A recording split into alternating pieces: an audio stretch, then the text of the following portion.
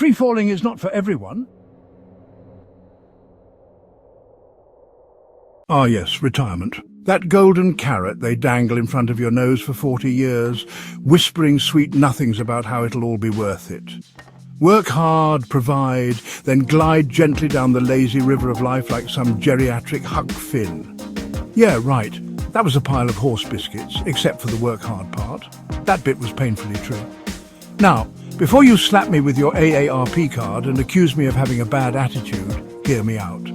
I'm not a pessimist, just a realist. A grizzled veteran of nearly 2 decades in the trenches of retirement. And I'm not here to talk about finances or the mythical windfall of the 401k. No, my friends. I'm here to talk about the soul-crushing, existential mind game that kicks off the minute your tires leave the office parking lot for good. The first few days, pure, uncut euphoria. Sleep in, have pancakes with your better half, feel the sun on your face like a kid on the last day of school. You think, hot damn, I should have retired years ago. And then, thud. Everyone else goes back to work. And you're left staring at the walls, discovering just how quiet a house can get when no one's home and daytime TV is your only friend. This transition brutal. Turns out my entire social life was a corporate hostage situation. I thought I was tight with the guys, but without our fluorescent-lit foxhole, the calls stopped. The invites dried up. Suddenly, even your drinking buddies forget you exist. And when you do finally grab breakfast with the guys from work, which my wife insists is code for old men who still think they're 30, it becomes an endless loop of gossip about people you don't even remember or care to. So I find myself sitting on the porch like some sentry of sadness, nursing a lukewarm cup of coffee and getting acquainted with my new best friend, loneliness. Turns out, about 65% of who I thought I was had been leased from the company store. And now, I'm just some dude with too much time and not enough purpose. I bumped into a retired friend at the grocery store, asked him how it was going. Busier now than when I was working, he said, puffing his chest. Really busier? Yeah, I go from one doctor's appointment to the next. My wife keeps me booked solid. Holy hell. Retirement as a full-time patient. Shoot me now.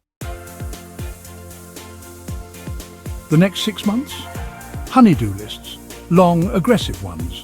I knocked it out like General Grant, marching through Richmond. Sorry, Southern friends. Then came the golf, the reading, the endless loop of news and nonsense. Socializing in my wife's vast labyrinthine social network. Rinse, repeat. Now this might come off a little cynical. Okay, maybe a lot. But here's my truth. Social hours with fellow retirees often feel like cow huddles during a thunderstorm. Each guy spinning a tall tale from their past. I had a corner office. I once worked with the CIA. My company built the Empire State Building. One guy practically claimed he walked on the moon. It's like a support group for delusional historians. None of it matters. We're all just trying to inflate our resumes to impress other has-beens. But then, something strange happened. I surrendered, not to society's expectations, been doing that too long.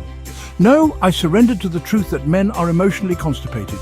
We're trained from toddlerhood to be the Marlboro Man, stoic, silent, emotionally bulletproof. But it costs us, big time. Family, connection, our own damn sanity. Let's run through the classic hits. 1, real men don't cry. 2, real men are rocks for the family. 3, emotions are for poets and French films. Well, guess what? That crap doesn't fly in the real world. Want to cry during a movie? Do it. Need support from your partner? Ask for it. You don't get bonus points for emotional repression. All you get is a front row seat to your own slow motion breakdown. So here I am, better than I was, not perfect, but better. If this sounds like a cautionary tale, good. Consider it a flare shot into the night sky for anyone cruising into retirement thinking it's a non-stop cruise buffet. Gentlemen, and ladies, if you're still with me, break the mold. Volunteer. Teach a kid to fish. Learn to play jazz kazoo for all I care. Just do something that makes you feel human again. As James Brown once said, this is a man's world, but it wouldn't be nothing without a woman or a girl. True that. But it also wouldn't be nothing without a man who knows who the hell he is without a job title. Swing away, slugger. You're rounding third. Might as well slide into home like you mean it. Join us at menssilentjourney.com. You'll discover you are not alone.